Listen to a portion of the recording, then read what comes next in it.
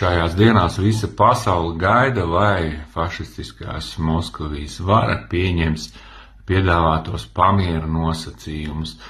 Kā redzam, kāds laiks ir jau pagājis, bet tā puse atsakās komentēt, atsakās paust savu viedokli.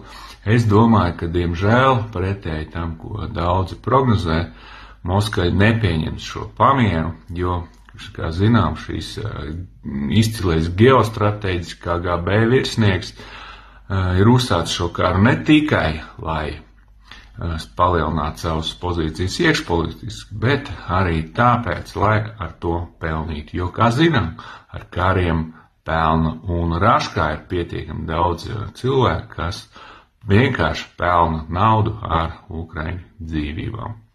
Savs mūžu mūsu Latvijai un slava Ukrainai!